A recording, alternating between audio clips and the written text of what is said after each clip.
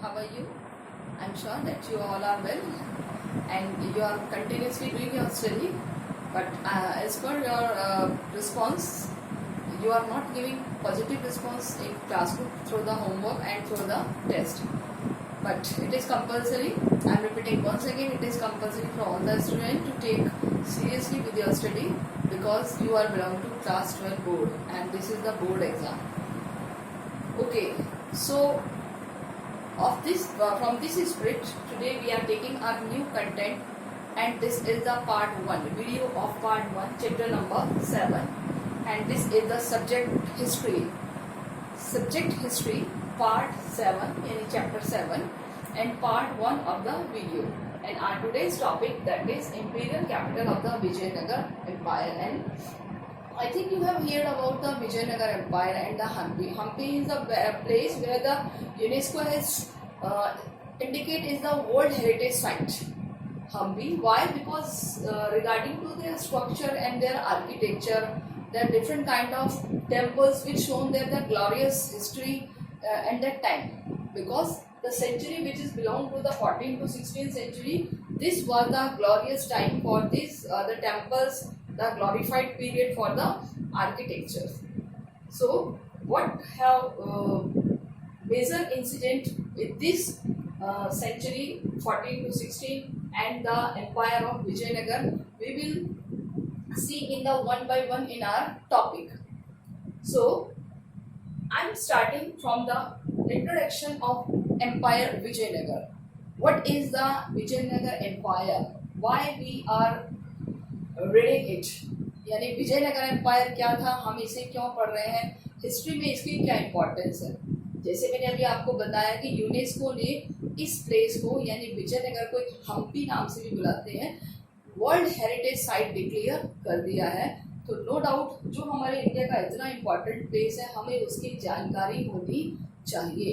तो I think you have determined that is कि this place is belong to the south area.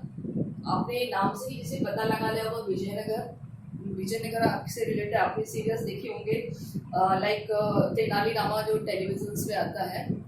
ठीक है, तो ये वही विजयनगर एम्पायर है on that century that is related to 14 to 16 century. And कि आपने भी देखा होगा कि जो वहाँ का राजा था, राजा कृष्णदेव राय, जो तेनाली रामा में दिखाते हैं, कितना फ्लरिश्ड एम्पायर था, वेल रिच कल्चर था, and the prosperity, fully of prosperity on the at the time. So कैसे ये डिस्ट्रॉय हुआ, क्या इसकी खासियत रही है, हम इसको क्यों वर्ल्ड हेरिटेज साइट के तौर पर लेके जा रहे हैं, तो क्या इसके फीचर्स हैं वो हम इसमें देखेंगे. ओके, तो first that is I have prepared in the introduction which is given in the green part starting in your chapter कि Vijayanagar the city of victory. Vijayanagar जैसे कि नाम से पता है कि ये वो शहर है जिसको जीत का देश यानी कि जीता हुआ देश कहा जाता है, यानी सिटी ऑफ विक्ट्री. ये एक सिटी भी है और ये एक एम्पायर भी है. दोनों चीज है. विजयनगर एक शहर भी है और एक एम्पायर भी है, यानी बहुत बढ़िया एक ये शहर था और उसी शहर में एक एम्पायर था. सेंचुरी है इसकी that is the 14th century. 14वीं शताब्दी से हम इसको शुरू करते हैं, बिकॉज अगर हम देखेंगे तो इसके जो फाउंडर है वो 1336 एंड 13वीं सेंचुरी किसमें काउंट की जाती है, 14th सेंचुरी. ओके, 1301 जैसे आपको सेंचुरी सिखाया, तो it is belong to the 14th century.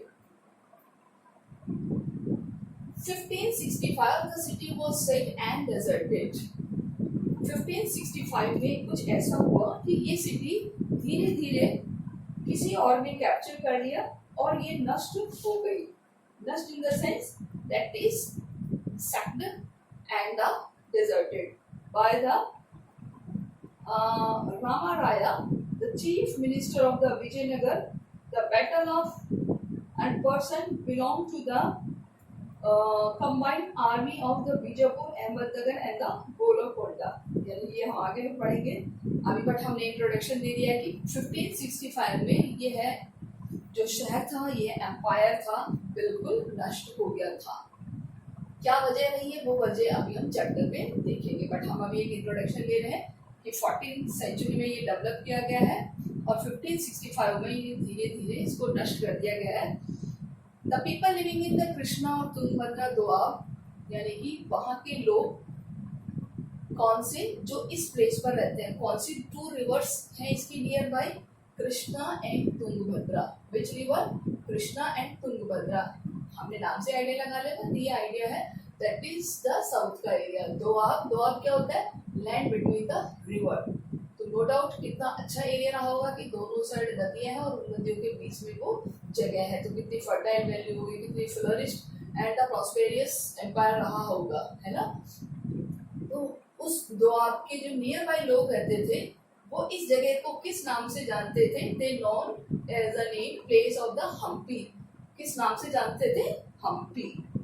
ये आपको याद रखना है, और आज ये हम्पी के नाम से ही जाना जाता है। मैं आपको हिंदी में भी लिख देती हूँ ताकि आपको याद रहे, हम्पी। जब आप नेट पर सर्च करेंगे तो आपको बहुत इजीली ये चीज़ मिल जाएगी। साउथ का बहुत फेमस प्लेस हम्पी, जो कि एक इतिहास है विजयनगर एम्पायर का। आज भी इसके बहुत सारे इंस्क्रिप्शंस, मॉन्यूमेंट्स, आर्किटेक्चर, स्कल्पचर वहाँ पर मौजूद हैं, जिनको वर्ल्ड हेरिटेज साइट के तहत बहुत ही प्रिजर्व रखा गया है, बहुत ही कंजर्व किया गया है। तो हम्पी नाम इसका कैसे पड़ा, because on the name of local mother goddess Pampa Devi, यानी वहाँ की एक लोकल देवी है, लोकल इन द सेंस वहाँ की जो स्थानीय देवी है, जैसे हमारे यहाँ के स्थानीय देवी देवता होते हैं, ऐसे ही साउथ में एक देवी माता है जिनका नाम है पंपा देवी, और उसी के नाम पर ही या उनके सिमिलर सिनोनिम्स होते हुए नाम रखा है हम्पी। उस जगह का ही आपको याद रखना है। तो बट हमें ये याद रखना है the name of Vijayanagar that is Hampi. Okay, I think आपको समझ में आ रहा होगा। सिचुएशन कौन सी, यानी प्लेस कौन सा है, near the Krishna and Tungabhadra river. It place is Doab place. Doab means क्या होता है, land between the river, and which is known as the Hampi. Okay, so this is the some little introduction of the Vijayanagar Empire. Now, who discovered Hampi? Hampi को किसने discover किया? Okay, in 1800 by the Colonel Colin Mackenzie. Colonel Colin Mackenzie. याद रह जाएगा नाम बच्चों? Yes. Who discovered Hampi? In 1800 by Colonel Colin Mackenzie, जो कि ईस्ट इंडिया कंपनी में एक एम्प्लॉयर थे। Basically he belong to the profession by engineer and the antiquarian. Okay, ये जो मैकेंजी थे एक इंजीनियर भी थे और एंटीक्वेरियन यानी कि जो पुरानी चीज़ों को सर्च करते हैं, जिसको हम आर्कोलॉजी डिपार्टमेंट से बिलोंग करने वाले पर्सन कहते हैं। तो ये ईस्ट इंडिया कंपनी के थ्रू इंडिया आए थे। ग्लॉसरी दी हुई है इनके बारे में, you can take help from book, but ये नाम हमें याद रखना है, Mackenzie. Who discovered Hampi? Mackenzie. पूरा नाम याद नहीं रहे तो मैकेंजी आप जरूर याद रखें। In which year? 1800। Which year? 1800 by colonel Colin Mackenzie. Colin Mackenzie discovered Hampi. इन्होंने प्रिपेयर किया है the first survey map of this site, यानी Mackenzie prepare a surveyor map of this site. इस साइट का सर्वे करने के बाद इन्होंने एक मैप प्रिपेयर किया है 1815 में, और ये as a first surveyor general of India appointed किए गए हैं। In which year? 1815। जब इन्होंने ये मैप प्रिपेयर कर लिया एंड आफ्टर दैट लोगों को लगा yes there is a one rich and prosperous empire was belong to the area, they have mapped and they indicate place. So after that the East India Company appointed him as the first SGI in 1815. 1815 में इन्हें surveyor, first surveyor general of India appoint किया गया है। ये ASI नहीं है, ASI तो थे कौन? यस, कौन थे ASI? याद आ रहा है कुछ? Yes, Cunningham. Very good. तो ये वो कनिंगम दूसरे हैं, वो ASI है, ये है SGI। ये हमें याद रखना होगा, यहाँ कंफ्यूज नहीं हो आप। चाहे तो आप अपनी बुक में, जैसे हमने यहाँ SGI लिखा है, आप इंडिकेट के लिए ASI भी लिख सकते हैं इस तरीके से, ASI first ASI। Archaeological surveyor of India. Okay, first archaeological surveyor of India, first surveyor general of India. तो दोनों आप अगर साथ साथ लिखेंगे तो आपको कंपैरिजन करने में भी इजी रहेगा, लर्न करने में भी इजी है, क्योंकि दोनों के ईयर्स अलग है, दोनों के नेम्स अलग है. ओके, बट दोनों बिलोंग करते हैं ब्रिटिश गवर्नमेंट से. Now in 1836, that is the epigraphist began to collecting inscription from the temple of Hampi. यानी कि 1836 में क्या हुआ है कि जितने भी एपिग्राफिस्ट थे, एपिग्राफिस्ट यानी आर्कियोलॉजिस्ट थे, उन्होंने वहाँ के मंदिरों से बहुत सारे इंस्क्रिप्शंस को कलेक्ट करना शुरू कर दिया है. कहाँ के टेम्पल से? हम्पी के टेम्पल से. Okay, in which year? 1836. So remember this years. In 1836, they started to collect the inscriptions from the different temples from the Hampi. And 1856, the photographers began to record and study them. और 1856 में क्या हुआ है, सारे photographers ने जितने भी inscriptions मिले हैं, फोटोज मिले हैं, उनको रिकॉर्ड्स को स्टडी करना शुरू कर दिया, यानी उनके बारे में रिसर्च करना शुरू कर दिया फ्रॉम द 1856 कि यहाँ पर जरूर बहुत अच्छी, बहुत फ्लरिश, बहुत रिच एंड प्रॉस्पेरियस कल्चर थी. ओके, अब इन्होंने क्या करा है कि historian match the sources from other sources. जितने भी फोटोग्राफर्स थे या जितने भी एपिग्राफिस्ट थे, उनको क्या नाम दिया है? हिस्टोरियन है, इतिहासकार. क्योंकि उन्होंने कोशिश की इस साइट को डिस्कवर करने की और डिस्कवर करके मैच करने की कि यस, अगर ये बात सही है कि यहाँ पर एक बहुत बड़ा एम्पायर था, तो वो क्यों ख़त्म हुआ, क्या रीज़न रहे हैं, तो कुछ ना कुछ सोर्सेज तो तलाशेंगे ना. तो वो सोर्सेज उन्होंने तलाशे हैं कैसे? डिफरेंट लिटरेचर को रीड करके, जो उस टाइम के कंटेम्पररी लिटरेचर थे उनको रीड करके एक कंपैरेटिवली एनालाइज किया है और फिर एक कंक्लूजन निकाला है. कौन कौन से लिटरेचर्स उन्होंने पढ़े हैं? Kannada, Tamil and the Sanskrit. और all three is related from south, तीनों साउथ से रिलेटेड है. ठीक है, तो उन्होंने यहाँ के लिटरेचर्स को बहुत ही डेप्थ में स्टडी किया है, उनको आपस में को रिलेट किया है, मैचअप किया है, ताकि कोई फाइनल कंक्लूजन मिल सके.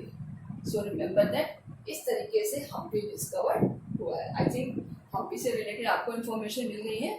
ये सारी चीज़ें आपको उसमें डालनी है. All things are given in your book. In any line, any words, have you any problem, then you can contact to me. Now our next content, that is the Roy's, Nayaks and the Sultan. Roy's यानी कि कुछ यहाँ पर कुछ लोग अपने आप को रॉय कहते थे, नायक भी कहते थे और सुल्तान्स भी कहते हैं. ये तीनों कॉम्बिनेशंस किसी ग्रेट पर्सनैलिटी को बिलोंग करती हैं. Means just like a upper post of the area. So how do they survive through the post? We will see in this content. First of all, here is a one important thing is given, that is the Vijayanagar founded by the two brothers. Name is the Harihar and the Bukka in 1336. Means according to the tradition of epigraphics, evidence of the two brothers, that is the Harihar and the Bukka, founded the Vijayanagar Empire in 1336. 1336, which century we said? We'll say that is the 14th century. Okay. यहाँ की बड़ी ही अच्छी बात थी. There is a strangest things, that is in this empire there is several kind of linguistic person and the religious traditions persons live together. यानी इस area में बहुत सारी भाषाओं के बोलने वाले लोग और बहुत सारे धर्मों के लोग एक साथ रहते थे. ओके, कौन से एम्पायर में? विजयनगर. जब ये डेवलप किया गया था, तो नो डाउट ये इतना अच्छा था, तो इसके कॉम्पिटिटर भी होंगे जो इससे जेलिस करते होंगे या इस एरिया को अपने में कैप्चर करने चाहते होंगे, या विजयनगर उन एरिया को अपने में कैप्चर करने चाहते होंगे. तो ये किससे कॉम्पिटेट करते थे, किससे कॉम्पिटिशन रखते थे? कुछ रूलर्स थे, the rulers of the Deccan यानी दक्षिण के सुल्तान, and the Gajapati ruler of the Orissa for control of the fertile river. किस चीज में होता था? पहला, कंट्रोल ऑन फर्टाइल रिवर. सबसे पहला इनमें कंपटीशन किसलिए होता था कि ज़्यादा से ज़्यादा हम कंट्रोल करें उस एरिया पर जो बहुत ही फर्टाइल रिवर एरिया है और हमारे एग्रीकल्चर के लिए बहुत अच्छा है। And interaction between these states led to the sharing of ideas, sharing of ideas.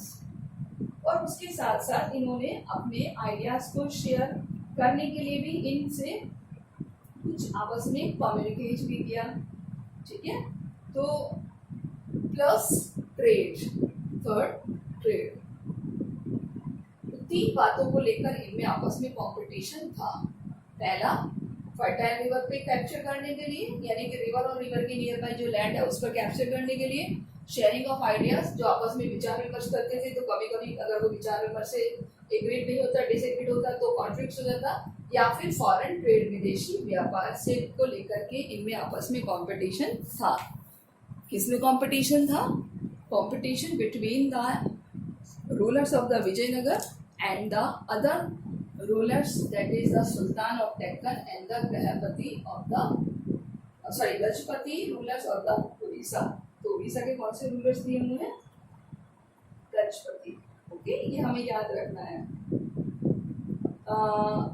And interaction between these states led to the sharing of ideas, especially in the field of architecture. The rulers of the Vijayanagar borrowed concept building techniques which them developed further। यानी कि जो विजयनगर के rulers हैं उन्होंने यहाँ से कुछ technique भी सीखी है, और वो टेक्निक है architecture. That is the architecture.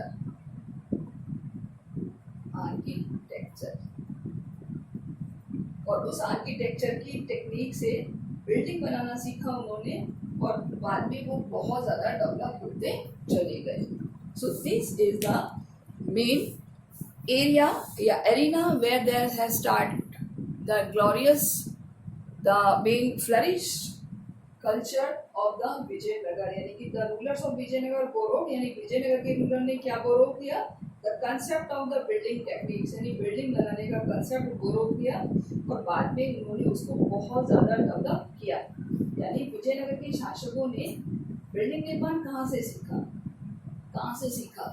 Sultan of Deccan and the Gajapati rulers of the Orissa. यानी कि इनके साथ कॉन्फ्लिक्ट तो था ही, साथ साथ उन्होंने ये चीजें भी सीखी।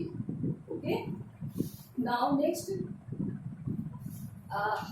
कैसे सीखा कि some of the areas was incorporated within the empire, witness to development of the powerful state of the Cholas in Tamil Nadu and the Hoysalas in the Karnataka।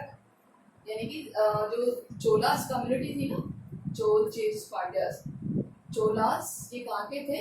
Tamil Nadu के थे। And the next new year Hoysalas, Hoysalas, ये है कहाँ के? कर्नाटक के। यानी इनसे भी इन्होंने बहुत कुछ सीखा। आपको ये याद रखने की जरूरत है, बट ये आपको केवल एक पार्ट दिया हुआ है कि इन्होंने इनसे भी सीखा है। किस चीज़ के लिए? आर्किटेक्चर के लिए। Because in your book there is a true example is given. First is that is the Brihadeshwara temple at Thanjavur. Underline कर लीजिए इसको, इम्पॉर्टेंट है कि दो examples, that is the Brihadeshwara temple कहाँ पर है? तंजावुर में। And the Chennakeshwara temple in Belur. Chennakeshwara temple है कहाँ पर? बेलूर में। ये जो दो एग्जांपल्स हैं इनको इन्होंने प्रोटेक्ट किया था। इसको there is a two example is given, so these are the example can show that is they are protector of architecture. Which temple? Brihadeshwar temple and the Chankeshwar temple। कौन से? बृहदेश्वर मंदिर और चैनकेश्वर मंदिर, दोनों को इन्होंने प्रोटेक्ट किया था। इसके अलावा जो rulers of the Vijayanagar they called themselves Roy. यानी कि रॉय कौन थे? Rulers of the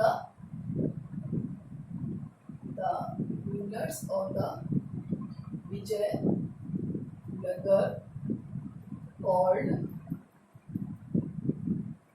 themselves royal।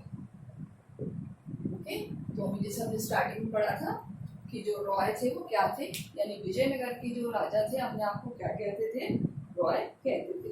और इस तरीके से इस पैराग्राफ में हमारा आर्किटेक्चर स्कल्पचर से रिलेटेड क्वेश्चन प्रिपेयर होगा कि how did they learn architecture, यानी कि विजयनगर एम्पायर ने आर्किटेक्चर से रिलेटेड जो बिल्डिंग बनाने की टेक्निक है वो कहाँ से सीखी, and how can we say कि they are most expert in the building constructions. आपकी बुक में एक पिक्चर भी दी हुई, पिक्चर आपको ये याद रखनी है 7.3, that is the gopuram of the gateway of Brihadeshwara temple at Thanjavur. ये तंजावुर का मंदिर है बृहदेश्वर, जिसमें एक गोपुरम है, गेटवे है। गेटवे मीन्स प्रवेश द्वार, गेटवे मतलब प्रवेश द्वार। साउथ के मंदिर की जो सबसे बड़ी खासियत होती है दैट इज द इनकी techniques of the construction of building, तो बहुत अच्छी होती है, बहुत कमाल की होती है। और यहाँ पर इन्होंने जो एंट्री गेट बनाते हैं ये बहुत सुंदर होते हैं। तो remember this things. Now next content that is related to the kings and traders. Kings and traders, yes. देखिए, in this content it is given कि the warfare during this time depended upon the effective cavalry, effective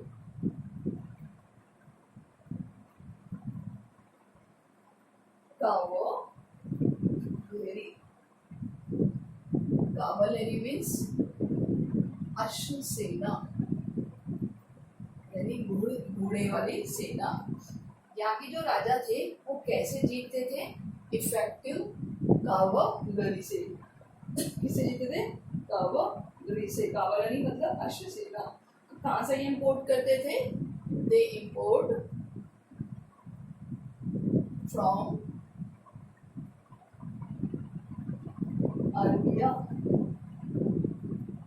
Arabia और central Asia and central Asia. यानी ये होर्सेस कहाँ से import करते थे, दे import horses. ये घोड़े को कहाँ से इंपोर्ट करते थे, अरेबिया से और सेंट्रल एशिया से। ये सारा का जो ट्रेड था, यानी कि trade controlled by Arab rulers. जो घोड़ों का व्यापार था इसको कौन कंट्रोल करता था, अरब रूलर्स करते थे। And the local community of merchant known as the Kudirai और चेट्टी या होर्स मर्चेंट। कुदिराई चेट्टी यानी जो वहाँ के लोकल ट्रेडर्स थे, जो अपने आप को कुदिराई चेट्टी साउथ का वर्ड है, घोड़े का ट्रेडर्स भी कहा जाता है, हॉर्स ट्रेडर्स भी कहा जाता है। केवल हमें ये याद रखना है, ओके। कुदिराई चेट्टी यानी कि जो ट्रेड ऑफ क्या करता था, हॉर्स का ट्रेड करता था। एंड वन अनदर थिंग, यहाँ पर हमारा जो क्वेश्चन प्रिपेयर हो गया, that is the right about the kings या rulers of the Vijayanagar and their trade policy. कि जो किंग्स थे विजयनगर के या रूलर्स थे, कैसे वो ट्रेड करते थे। तो सबसे पहला हम ट्रेड लिखेंगे उनका ट्रेड ऑफ हॉर्सेस, घोड़ों का व्यापार, ठीक है। कहाँ से करते थे, सेंट्रल एशिया और अरब कंट्री। सेकंड हम लिखेंगे इसमें दैट इज द फ्रॉम 1498 इन्होंने क्या करा है, कुछ अदर प्रोफेशंस के साथ जुड़े हैं, that is the Portuguese.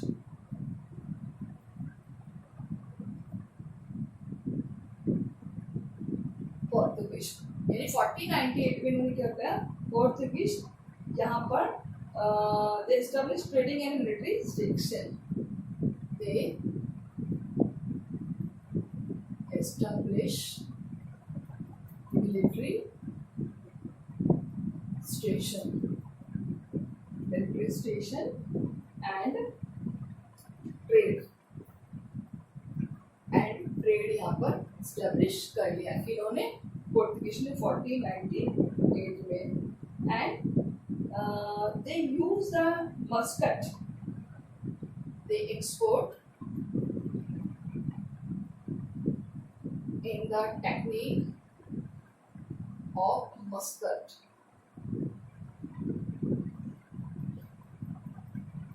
Muskets मतलब बंदूक, यानी ये बंदूक चलाने में बहुत एक्सपर्ट थे।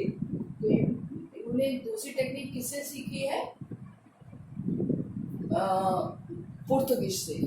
पहला देखिए, अब इनका ये वॉर के साथ साथ ट्रेड पॉलिसी भी हो गई है कि किसी एरिया पर कैप्चर करना है तो हमारे पास घोड़े होने चाहिए अच्छे किस्म के। वो कहाँ से लाते थे? सेंट्रल एशिया और अरबिया से। साथ साथ उन्होंने पुर्तगीज से क्या सीखा? बंदूक चलाना सीख लिया, बंदूक का ट्रेड करना सीख लिया, क्योंकि पुर्तगीज ने क्या करा था, अपना मिलिट्री स्टेशन वहाँ पर सेटअप कर दिया था और इसके थ्रू वो ट्रेड करने लगे थे। बिकॉज जो पुर्तगीज थे वो किस में एक्सपर्ट थे? मस्कट में एक्सपर्ट थे।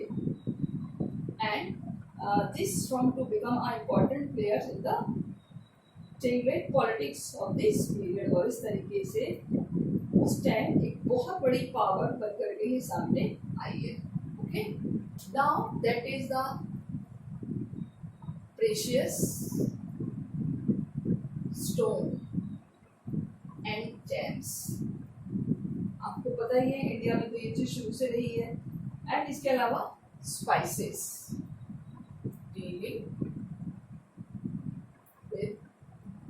स्पाइसेस मतलब मसाले। ये व्यापार, that is the policy of trade. किसकी? किंग्स की। क्या है कि Vijayanagar also noted that its market dealing with the spices, textile, precious stones, plus textile भी है। Okay, and trade was often regarded as the status symbol for such cities who which boasted a wealthy population and the demanded high value exotic goods।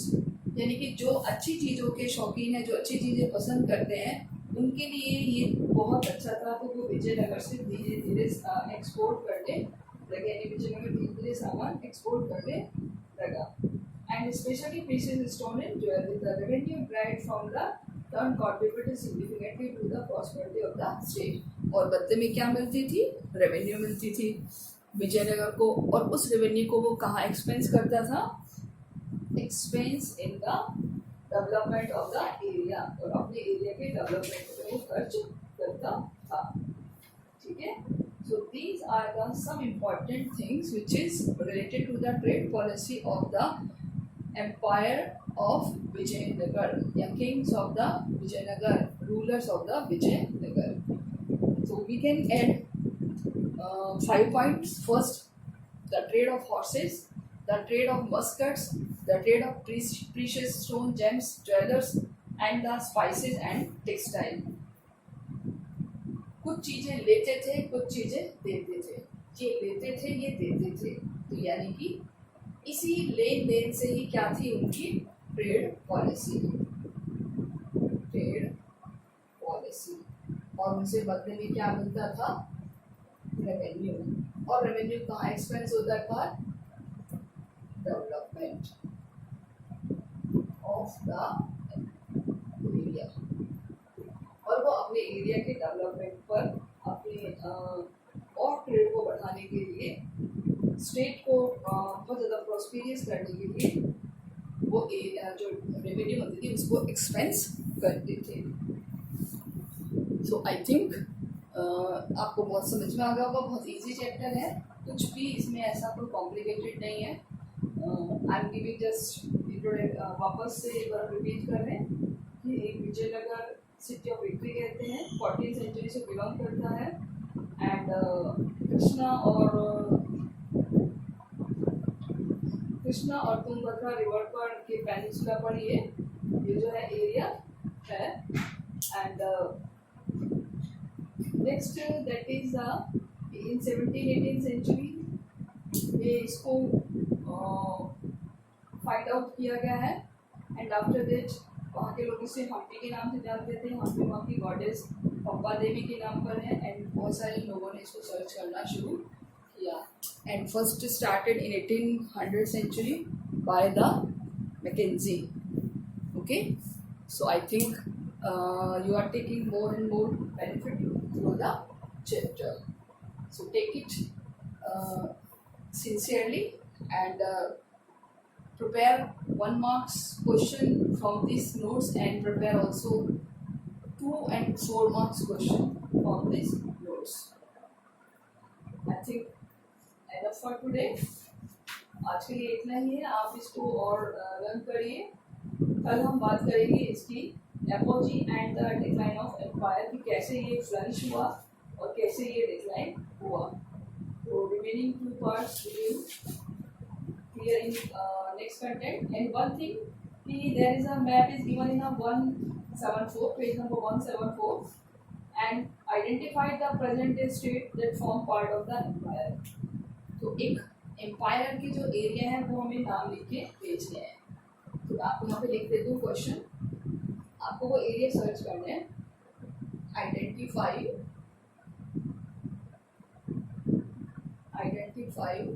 The present day state that form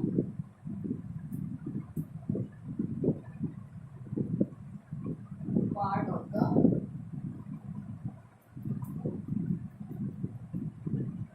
empire।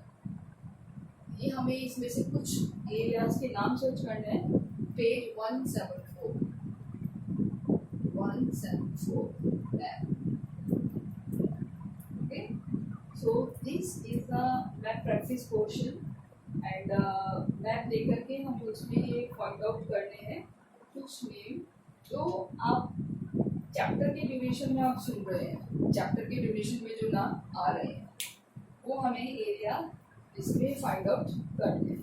Okay, ये practice आपको करनी है कि present में कौन कौन से area हैं जो विजयनगर एम्पायर से बिलोंग करते हैं। ओके स्टूडेंट्स, क्योंकि ये क्वेश्चन आपके मैप पॉइंट ऑफ व्यू से इम्पॉर्टेंट है, तो I think you are taking more and more advantage in these days और regular doing your study and work. Some students have regular, I must appreciate, like Khushi, Tamanna, Hashita, Richa, Rashmi, Praveen and Anuj. So these students have giving regular response in classroom and remaining students have absent. I don't know why, maybe these are very intelligent, they have not to require to do lecture and work. सो जो बच्चे daily work कर रहे हैं I think उनको कुछ नहीं आता है, इसलिए वो रेगुलर वर्क कर रहे हैं। और जो बच्चे वर्क नहीं कर रहे हैं वो बहुत इंटेलिजेंट है, उनको सब कुछ आता है, उनको किसी चीज़ की ज़रूरत नहीं है, इसलिए वो रिस्पॉन्स भी नहीं कर रहे हैं। यही बात है ना स्टूडेंट्स, ठीक है। तो इसीलिए तो मैं तो उन बच्चों को पढ़ाऊँगी जिनको कुछ नहीं आता, जो रेगुलर वर्क कर रहे हैं, ठीक है ना।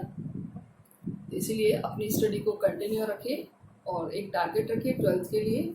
Yes, I will be achieve first rank। First rank अब आप अपने आप को देखिए कहाँ करते हैं, क्लास में करते हैं या डिस्ट्रिक्ट में करते हैं, क्या बोलते हैं, या फिर स्टेट में करते हैं, क्योंकि बहुत ज़्यादा मुश्किल नहीं है अगर हम शुरू से ही टारगेट डिसाइड करके चले तो। बाकी other than it is depend on your self. So do much and much practice, learn करते चलिए साथ के साथ एंड नोट्स प्रिपेयर करते चलिए, कोई ज़्यादा मुश्किल वाली बात नहीं है। Okay, I think enough for today, will meet on next lecture. Till then take care and